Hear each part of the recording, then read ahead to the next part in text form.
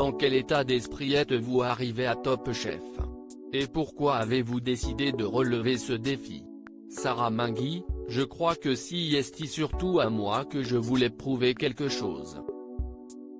Je souhaitais voir jusqu'où je pouvais aller car je viens de l'univers du bistrot et non de celui de la gastronomie, comme la plupart des candidats. Mon but, c'était aussi de savoir où j'en étais au niveau de ma cuisine, sachant qu'on peut mettre parfois toute une carrière à la cerner. L'émission a été comme un accélérateur. Quelle était votre principale crainte en arrivant dans le programme? J'avais peur du côté télévisuel, car je ne suis pas forcément quelqu'un qui aime se mettre en avant.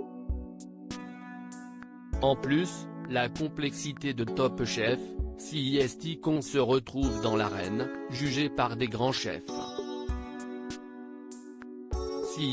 Pour cela que dans les premières épreuves, on n'est pas forcément soi-même à cause des caméras.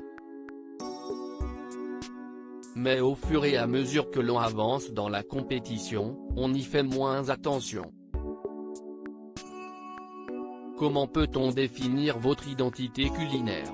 Il y a des influences germaniques car ma mère habite en Allemagne depuis 15 ans et c'est un peu mon pays d'adoption. Mais je m'inspire également de tout ce qui est scandinave, en travaillant beaucoup sur la cueillette, les plantes sauvages et les procédés de fermentation. Les deux ont d'ailleurs beaucoup de points communs. Pourquoi avez-vous décidé de baptiser votre restaurant à Nantes Vacarme?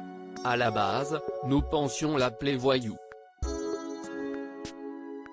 Mais en restant dans le même esprit, nous avons finalement opté pour Vacarme car nous sommes dans un quartier où se trouvait autrefois un couvent des Carmes.